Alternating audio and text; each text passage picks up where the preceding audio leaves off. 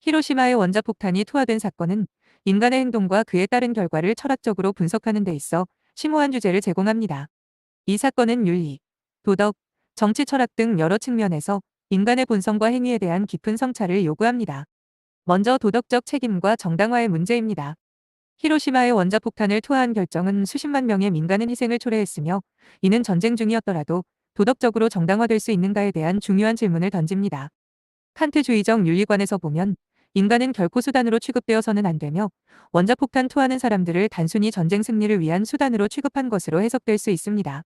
반면 공리주의적 관점에서는 전쟁을 조기에 끝내고 더 큰 희생을 막기 위한 행위로서 정당화될 수 있다는 주장이 나올 수 있습니다.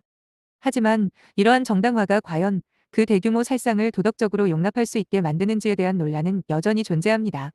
둘째로 과학과 기술의 도덕적 중립성 문제입니다. 원자폭탄의 개발과 사용은 과학과 기술이 도덕적 중립성을 유지할 수 있는지, 아니면 인간의 윤리적 판단이 개입해야 하는지에 대한 논의를 촉발시켰습니다. 하이데거는 기술이 인간 존재를 근본적으로 바꾸고 그것이 인간을 수단화하는 도구로 전락할 위험이 있다고 경고했습니다. 원자폭탄은 그 자체로는 도구일지 모르나 그것을 사용하는 행위는 인간의 도덕적 선택을 반영합니다.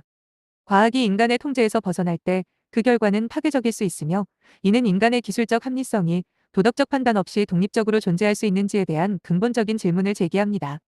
셋째로 국가 권력과 도덕적 판단. 원자폭탄 투하 결정은 국가의 권력이 도덕적 판단을 어떻게 왜곡할 수 있는지를 보여줍니다. 정치 철학적으로 국가의 권력은 시민들의 안전과 국가의 이익을 보호하기 위해 존재하지만, 히로시마의 사례는 이러한 권력이 윤리적 한계를 초과할 때 얼마나 파괴적일 수 있는지를 드러냅니다. 플라톤의 정치 철학에서 이상적인 국가의 지도자는 철인왕으로서 도덕적 지혜를 가져야 하지만, 현실에서는 종종 정치적 필요가 도덕적 원칙을 능가하는 경우가 많습니다. 이는 국가 권력의 남용과 그로 인한 윤리적 파괴를 경계해야 한다는 점을 시사합니다. 넷째로 전쟁의 비인간화.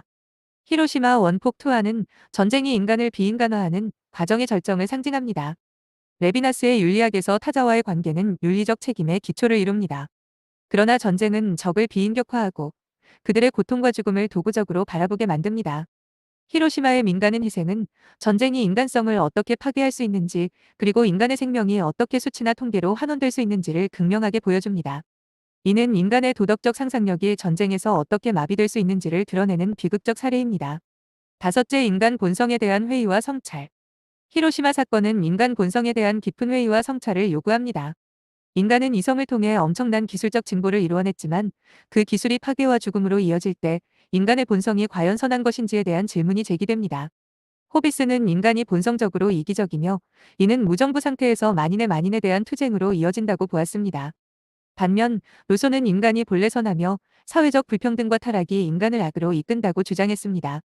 히로시마는 이러한 철학적 논쟁 속에서 인간 본성의 어두운 면을 조명하며, 인간이 과연 자신이 만든 파괴적인 기술을 통제할 수 있는지에 대한 깊은 회의를 남깁니다.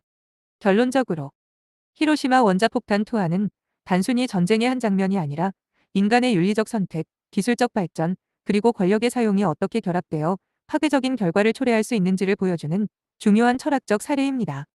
이를 통해 우리는 인간의 행동이 초래할 수 있는 비극적 결과에 대해 깊이 성찰해야 할 필요성을 느끼게 됩니다.